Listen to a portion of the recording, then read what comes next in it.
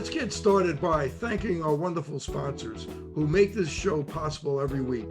We can't thank them enough. With more screen usage and indoor time, myopia, also known as nearsightedness, is increasing and getting worse in children. Now, certified eye doctors can prescribe MiSight One Day, the first and only FDA-approved soft contact lens to slow myopia progression in age-appropriate children.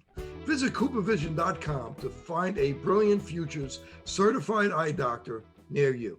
Macular degeneration is a leading cause of vision loss, with 15% of Americans being at risk or already affected. Scientific evidence proves that by using mesozeaxanthin, lutein, and zeaxanthin together replenishes the macular pigment and promotes healthier vision. This formula comes in only one product, MacuHealth. Hello and welcome to the Open Your Eyes podcast. I'm Dr. Kerry Gelb, the host of the documentary Open Your Eyes. Please visit the film's website at openyoureyes2020.com, featuring interviews with more than 50 optometrists from around the country sharing information on eye care and eye disease. If you're new here and you like our interviews, press like, subscribe, share, and hit the bell to get notifications of great new interviews. Please leave comments. According to the National Eye Institute, kids 14 years old and younger who play sports in the U.S., baseball is the leading cause of eye injuries. In fact, eye injuries are the leading cause of blindness in children, accounting for an estimated 100,000 emergency room and doctor visits each year. It's a sad fact that 9 out of 10 kids who suffer an eye injury could have prevented it just by wearing proper eye protection, says Kendra DeAngelis, MD, an oculoplastic surgeon in Memphis, Tennessee. Unfortunately, many youth and adult sports leagues do not require players to wear protective eyewear. Today's guest, former Major League Milwaukee Brewer baseball player Todd Dunn, experienced a career-ending eye injury in batting practice. Todd is kind enough to join me today and tell its story. Todd, thank you for joining me. I appreciate it. Yeah, I appreciate it. Thanks for having me, Kerry. So tell us what happened to your eyes and what were you doing exactly? Yeah, so we were it was actually in New York, and we were doing some early batting practice, and I don't know if you're familiar with how the batting practice goes, but they push the nets up and they surround you. The guys hit out of the nets. Well, I was the next one up, and I was just standing outside the batting cage, and a guy hit a ball. Well, it's kind of a fluke accident. It came through the net and from about 10 feet away and hit my eye and caused some pretty bit. Of course, I couldn't see for a little bit. There's blood everywhere. Thankfully, I got a big forehead, so it caught a little bit of it. But as your eye is round, it just took it and hit it straight on and flattened it out, and then it comes back. Well, I couldn't see for an hour or so, and I went to of course they rushed me to the ophthalmologist there, and he's like, good news, bad news. The good news is you'll eventually be able to see, and the bad news is you're done with baseball, because as you know, baseball, I mean, your eyes are everything. If you can't see well enough, then you're not going to be very successful at baseball. And which eye was it? It was my left eye. Your left eye. Left eye. So. Did you have a blowout fracture? Surprisingly, it didn't attach my retina. So I just had LASIK eye surgery by Dr. Maida probably 9 months before that. Uh-huh. So, of course, it messed that up a little bit. Basically, and I tried to come back and I just couldn't see. He said it could get better, it could get worse. Your eyes, as you know, are tough. Yeah, I don't know if sometimes they come back, sometimes they don't, and mine didn't. It doesn't affect me in everyday life necessarily, but it definitely, into my career, I got real bad floaters, like windshield wipers. And of course, I got some flashes in my eyes. So I see a retinal specialist, every 6 months.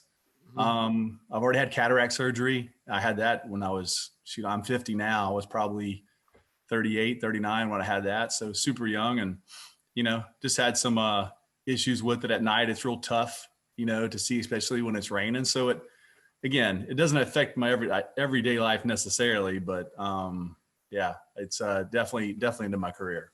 Does it sound familiar that it hit your macula and you had a tear in the macula or a rupture? Yeah. So basically, I got some real bad scar tissue. So basically, like, you know better than me, but just like lines in my eyes, and so sometimes I'll be, working or something. And I literally, it's like I see flashes of light and I can't see I can't even focus, for about an hour, and then it'll go away. And that happens, every few months. And, the retinal specialist said there's eventually something they can do about it, but they're trying to wait as long as possible because I'm still fairly young at 50. And so, yeah.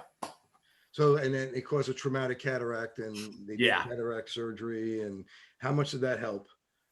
It did a little bit, but it's when you have cataract surgery as a younger person, your eyes are still healthy. So they still have a lot of, as the doctor told me, you have a lot of, I guess gel or, your eyes are just more healthy. When you get older, you lose some of that. So you don't notice you're losing your vision as much. Well, I definitely noticed it. So it helped. But the floaters is what kills me. That cataract surgery, after that, I have bad floaters. So so you still have pretty bad floaters. Yeah, bad. I'm so used to it now. If the normal person had them, they would be like, whoa, but I'm just so used to it now. It's part of my everyday life. And with your left eye, your dominant eye, do you know? No, actually. And that's what I talked to you about. So my right eye was dominant. And when I first went to Milwaukee, they tried to, I'd go to these specialists and try to switch my dominant eye by, getting in a dark room and doing all these special tests and to try to switch my eye to my left side dominant. But, cause in baseball, a lot of major league hitters that are very successful are same side dominant, meaning if they're a left-handed hitter, they're right eye dominant, or a right-handed hitter, left eye dominant. Right. We call that cross dominant. So yeah. Their eyes closer to the pitcher. So, I tried, but I couldn't make it work. Yeah, no, you can't really fix that. I'm left eye dominant also. And, when I play softball, whatever, they say it helps. I'm not really sure. It really does that. It really helps that much. Right. Right. What age did you realize, or did people realize that you really had the talent that you could become a professional baseball player? Well, I grew up in Oklahoma. I started, wrestling and playing football at 4 and 5 years old because, Oklahoma football and wrestling are where it's at. So, and then I moved to Florida when I was 13. And actually, when we were 12 years old in Oklahoma, we won the Little League World Series. We were 48-0. So we had a really good team, and I liked baseball a lot. And then once in high school, I got, into football and basketball, of course. And then I went on a football scholarship at Georgia Tech at first.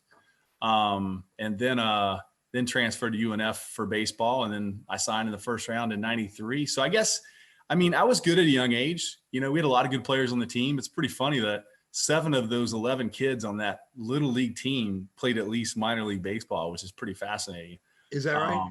Yeah. So it's, I've always done it, in Oklahoma, there really wasn't anything to do in the, 70s and 80s that play sports. So yeah, that's kind of how I got into it. So the home of Mickey Mantle and Bobby Mercer. That's right. I'm a Mickey man. I got every one of his baseball cards and I love that guy. Yeah. Are you a Bobby Mercer fan also? Oh yeah. Yeah. Oh yeah. Those two were the pride of Oklahoma, right? Yeah. Mickey Pendleton, is it? It was from Pendleton.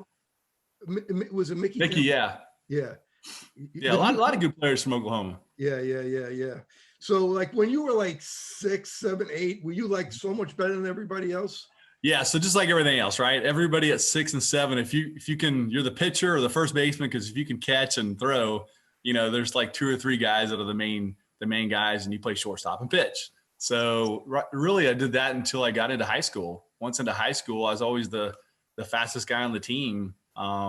Which is kind of crazy because I was, 6'5", 220, which is pretty big, for back then for baseball. Now every kid's that big. But so then I moved to the outfield and that was it. So I played center field mostly from then on out, except when I got to the major leagues, we had Marquise Grissom. So I moved to a corner. So and as far as for kids, like for hitting, what kind of techniques, now they're trying to teach turning the barrel and all these different fancy techniques. For kids, what kind of hitting do you recommend for them to kind of concentrate on to try to become a better hitter? Yeah, I think now they teach a lot of launch angle, which is totally different than what we were taught. Kind of like how Cody Bellinger hits, and he does a pretty good job at it. But I would say this is so easy. When I first got to the major leagues, a guy named Greg Vaughn, who played there a little bit, I'd never done a lot of tee work, just the hitting tee. kids think that hitting tee is like for little kids. We did it every day in the major leagues, every day. That's the best tool you can do for hitting, because you can do so many drills off that. You can move around. You can do one-hand drills. You can see if you're hitting the ball true. So I would say the best work that kids can do every day, it's just in repetition. It's just like golf, right? Baseball is more of a skill. I mean, like golf is a skilled swing. You can't catch up in baseball. If you don't play in your youth, there's no way you're going to catch up and play baseball. I mean, look at Michael Jordan, right? As athletic as he was, he tried it and he did a pretty good job for jumping right into AA, but it's tough. It's tough. Whereas football, if you're a good athlete, you're good at football, so baseball is just more of a skilled sport.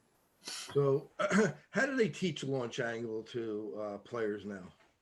It's kind of different, and it's like they're almost swinging. We were always taught to swing down and through the ball like you're chopping wood. Now they're actually dropping the barrel into a slot and almost swinging up on the ball, which that's almost opposite of what we were taught. So it's definitely changed a little bit, and both have their pros and cons, I guess. It's just kind of whatever you're comfortable with. That's why you see so many guys with different setups in the major leagues. It really doesn't matter where you start. It's just how you finish. I mean, probably the best right-handed swing ever is Manny Ramirez. He stayed through the ball better than anybody. So it's, whereas, and it's kind of crazy because most right-handed hitters, they kind of have ugly swings, whereas the lefties have nice, pretty swings. Right. Especially the ones that are right-hand dominant, and they're lefty. Yeah, they have nice swings. And how about soft toss? Is that something that you guys do a lot of? Yeah, a lot of soft toss. I've done so much with kids and my kids, and because you can do that anywhere. You can do it from home with a net. But the tee works. I like the tee work just because you can do it by yourself. You don't need somebody there. So there's really no excuse for saying, "Hey, I didn't get enough swings in today." And how does that translate to be able to hit a fastball in a real game? Yeah, I mean, it's that was my favorite pitch. I mean, if they just could throw all fastballs, I could have played forever. But it's the off speed that's tough. So I mean, basically, the pitcher's job is he's trying to keep the hitter off balance. That's why Greg Maddux. I mean, he never would blow it by you, but he moved the ball around so much. He was an artist. So the pitcher is just trying to keep you off balance. And if they can throw their fastball in the mid 90s and throw a breaking ball or a changeup, 20 mile an hour slower, that's where it's tough, because especially if they're throwing from the same arm slot, it's so hard to pick up rotation, which is why vision, the guys seriously that are the best hitters in the baseball, they had the best vision. I can guarantee you. Some of them are 2010, some 2015, but if they did a poll of all the baseball players in major leagues, the best hitters would be the ones with the best vision. Did they test depth perception? Yeah. Oh yeah. Yeah. We do a lot of tests like that. We do a lot of, we did a lot of drills, like with tennis balls with numbers on them and colored numbers. And they would throw the balls, 120 miles an hour, and you would literally have to read to see what it was. Well, I struggled with that. I struggle with that. I wore contacts, a lot. But the guy like Jeff Cirillo, he had such good eyes. He could pick out every one. I'm like, how's he doing that? It's crazy. Right. But you get better at it because it's just eye training, So they would throw the tennis balls through from a machine or something? Like a machine? Yeah, like a jugs machine, and they would have them just numbered and colored, and we would do that every day, to try to pick up, the color number. And they would do it at 120 miles an hour? Yeah. No kidding. They would start it off slower, but they would get it up there. And Jeff Cirillo was definitely the best at it that I'd seen. The guy's amazing. That's why he was such a good hitter. And actually, he's one of the guys that's kind of a fluke, because he was at USC and was a third baseman. I mean, it was a pitcher until his last year. Oh, hold on. Got a phone call. Hold on. Hold on 1 second. That something happened with this computer. There you are, back. Okay, sorry about that. It's one of those days. Okay, so we'll pick it up. Let's pick it up with Jeff Cirillo. So he had 300, right? Oh yeah, he was a great hitter, but he had great vision. I would say he'll probably say the same thing. He wasn't like super athletically talented, but he could hand-eye coordination. I mean, he had great hand-eye coordination. He could just put the bat on the ball. Like Tony Gwynn, not a super athlete, but one of the best hitters of all time. I mean, I don't know if you saw that stat the other day. They said that he faced Greg Maddux, Smoltz, Pedro Martinez, those three, and one more guy like 323 times and only struck out 3 times. That is insane. Because I know it looks easy on TV, but as you move up, I mean, those guys in the major leagues, those pitchers are phenomenal. I mean, the hitters are too, but you get up there sometimes and the pitches are filthy. I mean, there's a guy with a good sinker on a right-handed hitter that's right-handed. I mean, it's unhittable if they throw in the right spot. And who was the most amazing hitter that you saw that you just couldn't believe how good they were? Oh man, Mariano Ramirez had the prettiest swing. I totally wanted to swing like him, but it was, that guy's unreal. Probably the most impressive like batting practice with Wade Boggs. You don't see him as a power hitter, but we were in New York and he literally would, he would hit balls to left field, like 10 in a row, then 10 to center, 10 to right, and then hit 10 home runs in a row, like nothing. I'm like, why doesn't he do that in the games? But in the games, he would just cut his swing down and hit 350 and be okay with it, So probably him, but of course, Griffey's, Griffey was amazing. Guys like that. And what kind of exercise does a major league player do? To stay in shape and to get strong. Well, now they probably do a lot of cross training. Back when I played, we had Canseco and McGuire. Those were all the Bash brothers. They were getting big, but that's when it all kind of started. Everybody getting big and hitting home runs and starting to weight train. Since I was coming from football, I actually had to lose weight a little bit because I was like 255 and really big, and I was fast, but that was almost too big at the time for baseball. So I tried to play around 230. But I trained a lot, and that wasn't the norm back then, but guys started to pick it up and get into it, in the mid 90s. And now it's all they do, probably a lot of CrossFit now too. And do they work out before the game or after the game? Both, especially like pitchers will, they'll do their thing and then they'll run a lot, then they'll ice their arm, but they'll run the next day, get that lactic acid out. Or hitters will get there. I mean, the normal days you get there at, 2, 3 o'clock and you're done. You're leaving there about midnight, 11, 12 o'clock. And, sometimes most of the time it'd be before, early, get it over with. So. And how about as far as nutrition goes? Was there any special nutrition back when you were playing with 96, 97? Yeah, it's funny because Phil Garner was our manager. One of my baseball cards says that Phil says, Todd's our Dolph Lundgren, because I only had 4% body fat, which is so low, almost too low. So I definitely ate really well, tons of protein, and I, no sweets, no Cokes, nothing like that. So I've always eaten pretty well. And again, back then, I don't think guys, back in the 70s, 80s, I think guys were they'd probably smoke some. I don't know, the guys were probably smoking like Mantl's days. Unfortunately, right. Mantle was probably, drinking a lot and playing. Those guys did it, but now the nutrition is so, forefront that guys are definitely in a lot better shape now. Do they hire special coaches for nutrition and?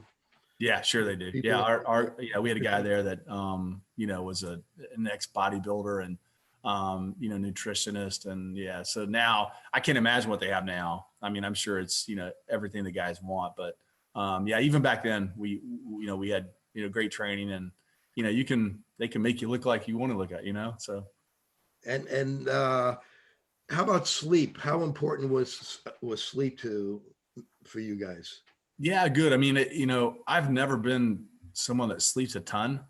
I'm always kind of go, but but you're getting to bed late because you're finishing the game late. So you're usually going to bed at 1 or 2 o'clock, and you can sleep in till 8, 9 o'clock, and but when I was in the minor leagues, you don't make a lot of money in the minor leagues, and every night, no matter what time I did it, no matter what time I got in, I always did push-ups and set-ups before I went to bed every night, for years. So that was kind of my thing.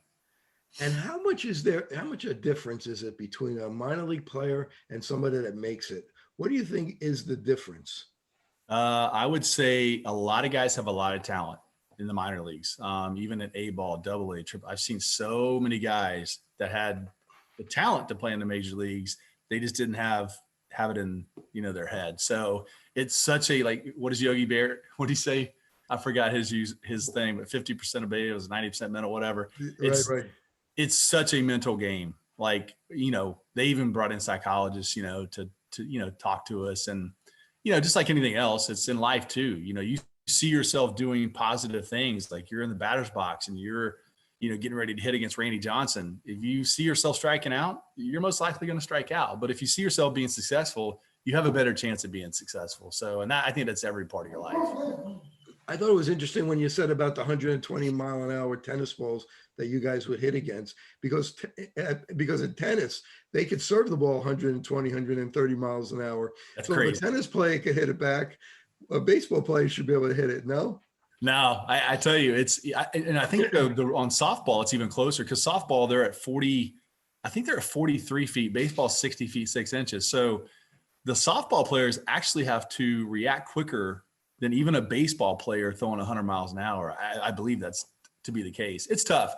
I mean, a ball coming 100 miles an hour, from 60 feet away. I mean, the first, it's 20, right? You pick the ball up, you recognize it. The last 20 seconds, your eyes physically cannot see the ball. It's you're going off the 20 feet before that. So. Right. You're making that predictive saccade right. where you think the ball is going to be. Which is why you see guys miss badly sometimes, which is impressive. You see a guy in the major leagues miss real bad, the pitcher's filthy. Yeah, it's unbelievable to be able to train your eyes to get used to these type of pitchers. Yeah, because, I think that's like the biggest thing as you go up. It's just learning how to be patient. Studying the pitchers, learning the tendencies, and learning to hit to the other field. I didn't learn how to hit to right field until Double A, and when I did, I led the league in hitting. I was like, oh, this is nice. Is that right? Yeah. This is by going to the opposite. Yeah. I was always a dead pull hitter, dead pull. And, I just started letting the ball get deeper and deeper. And I think I hit 340 that year, which led the league in the Texas league. And so it's just, being patient, not being too aggressive. And you were drafted in the first round, right? Yeah. 1993. Yep. So of some of the most amazing players that you played against, like pitchers like Kevin Brown, or who were some of like the ones that were like impossible to hit? Smoltz, or that played in the time that you played, Glavine? Yeah, I would say Glavine's all those guys, but I would say the toughest was Randy Johnson. Yeah, because it was intimidating because he's so tall, and he would release the ball so close to you, and it's coming in at 100. It looks like an aspirin coming in there. It's just a filthy pitch. So what we do is they would always load the lineup with right-handed hitters. There's no lefties when he plays. Right. So you knew when Randy's pitching, you're in the lineup, unfortunately. Yeah, he was probably definitely the toughest one for me to hit. And a guy like, somebody maybe doesn't know him, but Mike Timlin. Mike Timlin from the Blue Jays had a nasty sinker, heavy sinker, and I actually hit a home run against him on an 0-2 pitch. I got so lucky, but it's just when you hit a good sinker ball, pitcher's ball, you're just going to drill into the ground. It feels like you're hitting a bowling ball. You did hit a home run at Yankee Stadium, right? Yeah, I did. My first home run, was off Kenny Rogers. It was actually good at bat. I was never one. I struck out a lot. I hit a lot of home runs, but in the minor leagues, I should say. But it was good at bat because I battled, fouled off a couple pitches, and I ended up hitting it in the upper deck about 500 feet. So it was definitely something I'll never forget. When you were in Little League and you were young, did you ever strike out? Yeah, I did. But in Little League, it's always, you're always the best player, right? So, so I definitely probably struck out some. Yeah. You did. So even major leaguers strike out in Little League. Oh yeah. Unless you're like Derek Jeter, I think I forget what his stat was his senior year, but I don't think he struck out his senior year. But a little bit different. Derek Jeter is one of the best of all time. Vision Edge gives you less eye strain and reduced damage caused by blue light. We like to call Vision Edge sunscreen for the eye. It all starts with your highest level of visual performance, only achievable through scientifically proven Vision Edge. Thank you for tuning in to the Open Your Eyes podcast. If you like the video you're watching, please hit the like button. Also, hit subscribe for weekly new episodes of the podcast, along with pod winks and bonus content. All right, let's get back to the show. Manager like in a major league major league manager like Phil Gardner, what's he like with the players? He's great. I mean, he's an ex-player, and all those guys are ex-players. It's business though. It's business versus, in Little League and stuff, it's the dad's coach, and then you move up a little bit and you got a high school coach. But I got to tell you, the best coach I ever had, Phil was amazing, but my college coach, Dusty Rhodes, who's in the Hall of Fame, that guy is the best coach I've ever seen in my life. He's unreal. He got the best out of everybody. He started at UNF, University of North Florida. That's where I went to school. Didn't have a baseball team in 1988. He started a team and won 50 games. I mean, who does that? All he did was get a bunch of guys that would run through a wall for him.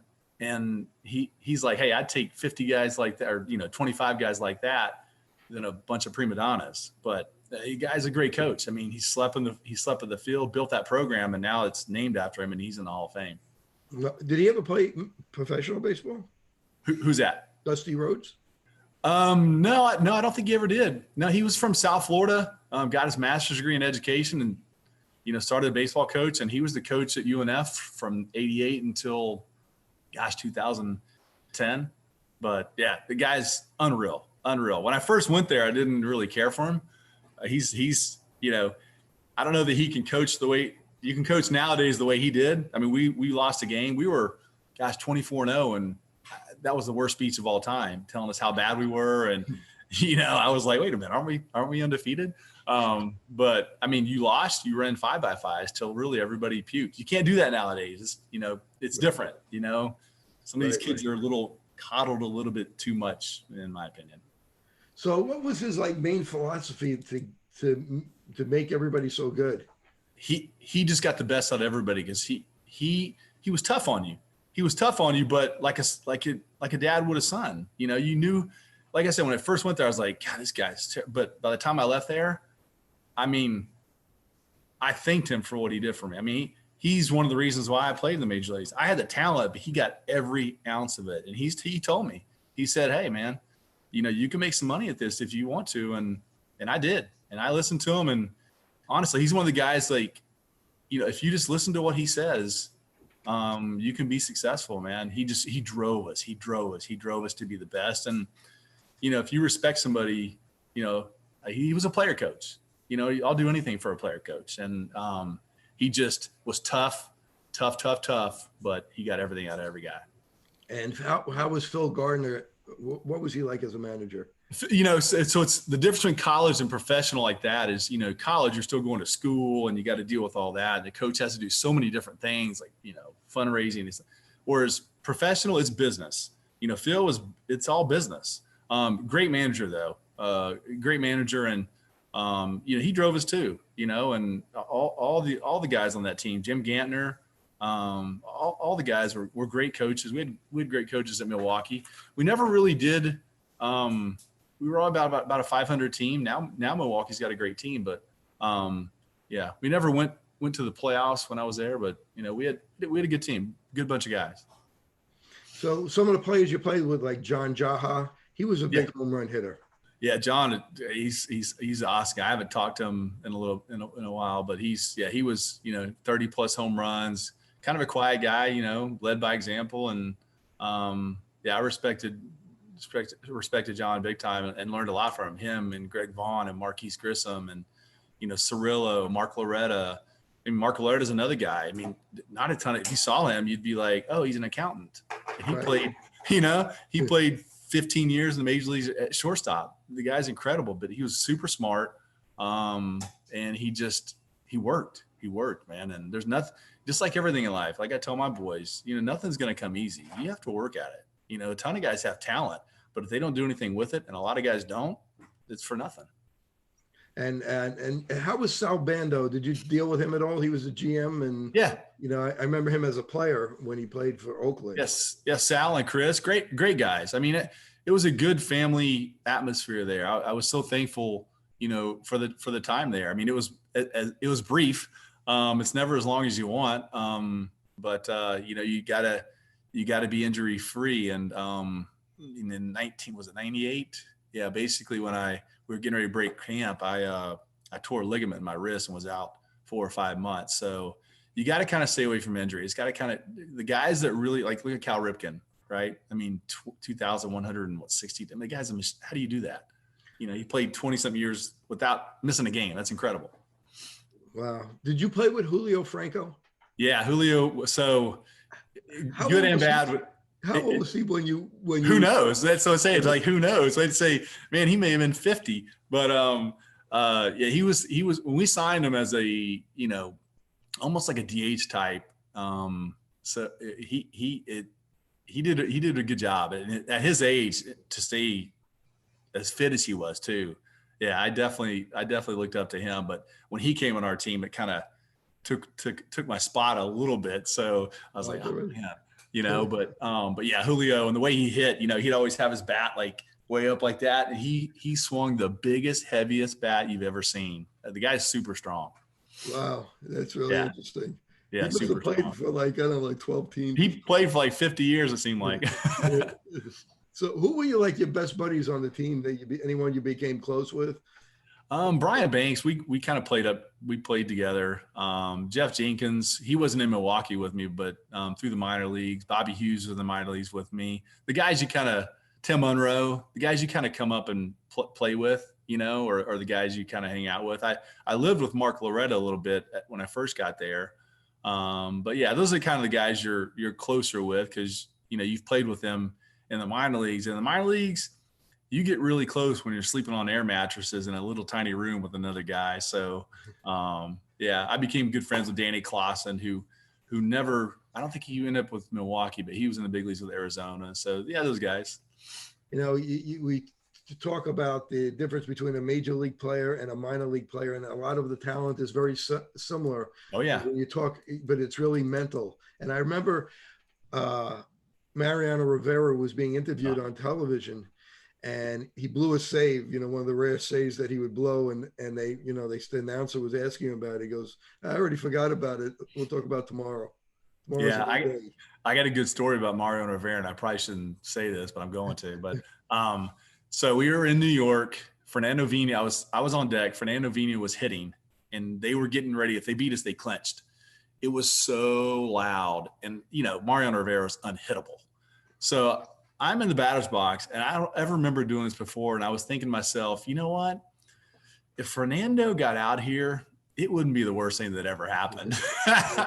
We were down. We weren't in the game. It was like 8-1, and he did end up striking out. And the game was over. But I probably shouldn't admit that. But I mean, it's just Mariano Rivera was unhittable, and the nicest guy ever. He's one of the best guys to play the game. That's really great to hear. So tell me about baseball cards. You're into baseball cards, and tell me about how you got into it, first of all. So I got into it. Now I'm into sports cards as a whole, basketball, football, and baseball.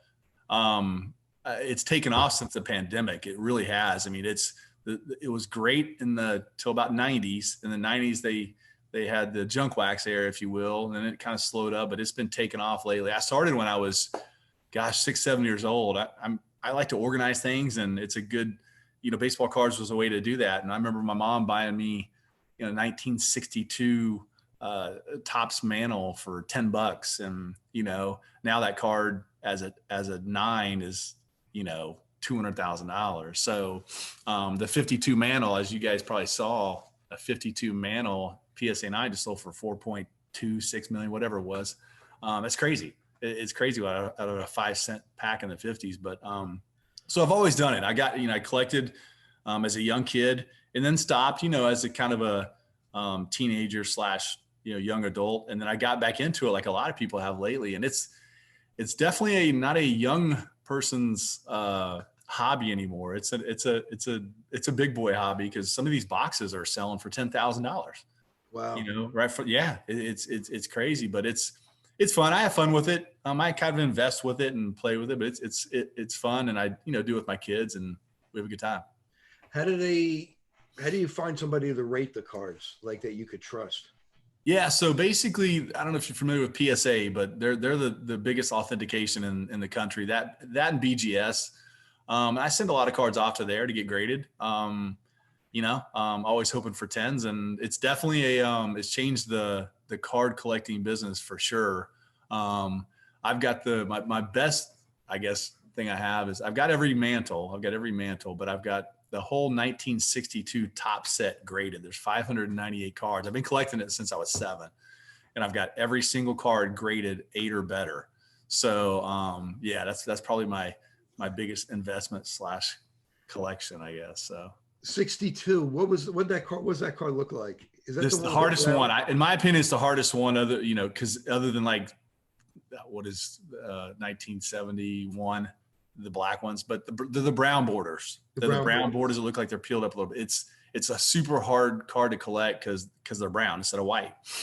So yeah, I mean, it's got of course Mantle. It's got Lou Brock's rookie, Gaylord Perry rookie. It's got a lot of good rookies, but a lot of Willie Mays. The big cards are Mays and Mantle, Koufax, Maris. Maris is card number 1, so it's a tough one to get in good condition because people used to put rubber bands around, and he was on top. He was on top, and plus that's the year after he hit 61 home runs. So it's a good card. It's got Bob Uecker too. That's another good guy. Bob Uecker, being in Milwaukee, he was the nicest guy. He would always, if you met him, he's hilarious. He's always going fishing and invite you on his boat. So, I'm glad to have his rookie card as well. Hank Aaron just passed away. Did you ever meet him? Or did you know him? Yeah, I did actually. Yeah. That was in, 19, I guess it was 96. Yeah. But sad to see, but hey, he had a good career, good long life, man. And, he did a lot for the community and for the sport. So, yeah, he was really known as quite a gentleman and an ambassador to baseball. And, I'm sure, he was a former Brewer. Yeah. So. Yeah, I've got a lot of his cards as well. So him, Mays, Mantle, all those guys. My favorite year is the 65, the one with the flag. Yeah, it's nice, good year. Yeah, I didn't collect that one as much. I went for 62 and 67 for some reason. But yeah, I got a lot of 65s. I got, of course, a Mantle that year, and Mays and Aaron. I tried to get Mantle, Mays, and Aaron in all those years, but now it's tough. I mean, it's the cards are tough, especially in good condition. Especially in good condition. If you get cards in good condition, you got some money there. So you just mail them away. I mean, this card could be worth $100,000 and you put it in the mail. You do, yeah. You just insure it. Yeah, you just insure it. They put it in the mail, and so far they've gotten there every single time. So, yeah. Now, if I had a card that was, that was going to come back at 100,000, I would probably fly that one out there and do a walkthrough. Honestly, it's going to cost you, $1,000, $2,000, but it's worth it on a $100,000 card. Where are they located? They're in California. Oh, they're in California. Yeah, now they just opened an office in New York too, but their big office is in Irvine, California. Oh, they have one in New York. And how about BGS? BGS, I don't know I've never sent anything to BGS. People do, I just haven't. I don't like the cases as much. I just like the PSA cases. But they're so backed up. You send cards in now, unless you pay a lot of money to get them through, you're going to wait 6, 8, 12 months to get them back. But now supposedly PSA got bought out by a private company. They might go private and have like digital grading where, it's graded by like a computer almost first. Cause now it's so subjective, sometimes you get cards back and you're like, how is this not a 10? It's a 9, it's right. Pretty subjective. And how about, do you have Nolan Ryan's rookie card? I do, but not in good condition. I wish I did. Yeah, I wish I did. The OPT is the one to get, but it's so hard to get. I mean, in great condition, that card's, you can't touch it. That card went for like $500,000, right? Oh yeah. Yep. So I'm into basketball now, like LeBron, Michael Jordan, right? Uh-huh. You could have bought a PSA 10 Michael Jordan last year. You could have bought that for 50, 60,000. One just sold for 224,000. Wow. And I'm going to predict, well, I shouldn't say, but I'd say a year from now, that's going to be $1 million card. No kidding. Is that his rookie card? Yeah. 86 Fleer. Yep. Right. So that's one of the problems with collecting baseball cards now is there's so many different companies and each company has different grades, like Topps. How many different cards do they have now? Like actually Topps doesn't have as many. Panini. Topps is more baseball, right? Topps and Upper Deck, but Panini is like football and basketball. Panini is the huge company now, and they've got so many different ones, but it's about collecting. Now they have like 1 of 1s and 5 of, cars numbered to 5 to 10. Back in the day, they didn't, in 52, 62, they just had the card. They had one card. Now there's variations and colors and there's all sorts of things. So you try to collect something that's more of a numbered card because it's more rare, So, but the good ones now, you better have Patrick Mahomes. That guy's a stud. Of course, Tom Brady's cards are going crazy. Those are. How much is his rookie card worth? Oh my gosh, you can't touch them. Yeah, you can't touch them, man. There's a guy. I think there's one on eBay. One guy has something listed at like $6 million. He'll never get it, but it's crazy because it's a 1 of 1. Wow, that's insane. Yeah, it's crazy what the card industry is doing, and I think will continue to do. I mean, you're getting big time investors. I don't know if you heard of Gary Vee. He's followed a lot by if he. Pokemon, that's another thing. Pokemon is huge. I mean, he'll flash cards up and and he's got, 100 million viewers. People go out and buy it. It's insane. Really? Pokemon cards are worth, huh? This is the 25th anniversary and my kids were into it. And I was kind of like, that's silly. Now I'm like, oh, okay. I see the writing on the wall. Pokemon's taking off. What's the most expensive Pokemon card you think? Oh, I think they got that, they got that rare Charizard is like I think it's like $1 million. I mean, crazy. Yeah, it's crazy, and what they say about Charizard, which is kind of cool. They said, look, Charizard's not going to pull a hamstring or have a career-ending injury. He's going to be in the game always. So yeah, it's because I think, guys our age collected baseball. We're getting older. We're getting older. Whereas our kids, they collected Pokemon more than they did sports cards. So you're seeing the industry change a little bit. You're always going to have your old school guys and guys that are going to collect vintage, but it's moved more towards basketball because basketball is more mainstream and international. And the guys are only 10 guys, 15 guys on a team, and you can see them more. So basketball is really taking off. Wow. And what other years in baseball are your favorite?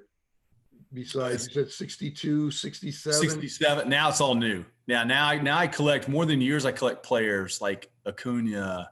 I love Cody Bellinger. Love that kid. And then you got Jason Dominguez as the new kid. And, so I probably collect before I was all baseball. Now I'm probably less baseball and I'm mostly basketball and sealed wax. I buy boxes of cars and just sit on it, and right. It's crazy. It's crazy. I think my biggest card this year, I bought it for $117 raw. I had it graded by PSA. It graded a PSA 10, so Gem Mint. And this was 8 months ago. And it's a 2009 Topps Chrome Kobe Bryant. And it's the one where LeBron's guarding him. It's the only one where they're both in the picture. I paid $117 8 months ago. It's worth almost $7,000. That's crazy. It's crazy. Where else can you do that? It's crazy. Now I'm not selling it, but right. It's a great iconic card, so I enjoy it. I mean, I don't, it's just something I do. That's what I go to work during the day and I do that at night, so. Well, I want to thank Todd Dunn for joining me today. It's really been a pleasure. I know that you're into real estate. Can you talk a little bit about your real estate? If somebody wants to find you and is moving to Florida, how could they get in touch with Todd Dunn and look for real estate? Yeah. I mean, once I got I've been doing it 20 years now. So once I got out of baseball back in 2000, I got right into real estate. My uncle was a big builder here. Both my parents were brokers and in land development, all that. So it's kind of what I knew. So I just got into that and I didn't know how I was going to do. And I've been pretty successful at it. I'm with a company called Dream Finders now in Jacksonville, Florida, actually St. Johns County.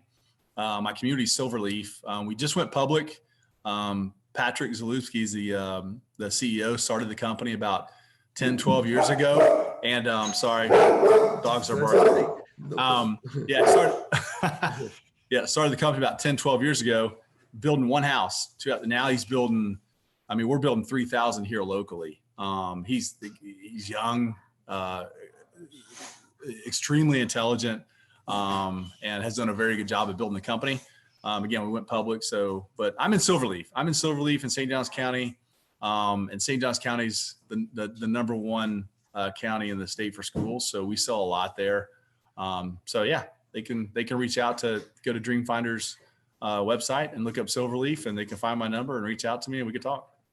Are you doing any coaching? Do you have any, coaching baseball? I know your kids don't play baseball, right? Not now, because they're older. So I do some. It's funny. I get people that come by houses and they'll come from all over, and their kid's like 12, and they're like, "Hey, can you give us some hitting lessons?" I'm like, "Yeah, man. You buy a house, free lessons. Let's go." So some of that, but it's how it is. You get busy being busy, and I work a lot, and but yeah, I'll help kids out here and there. I don't charge any hitting lessons or anything like that, though. That's amazing. Well, Todd, I really want to thank you. And if anybody's moving to Jacksonville, please call Todd. Thanks a lot for joining me on Open Your Eyes. Yeah, hey, I appreciate you having me, Todd. Thank you very much. Thank you. All right.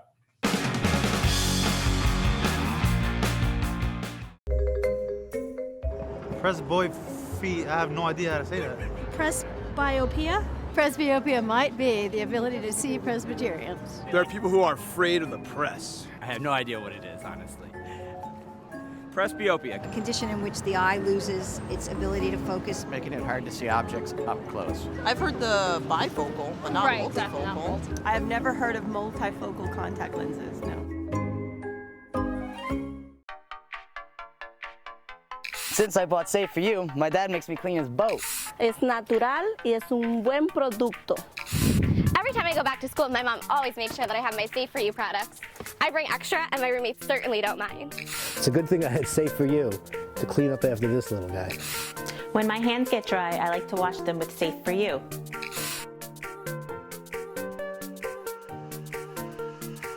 And most importantly, the reason why I buy Safe For You is because it's safe for me and you.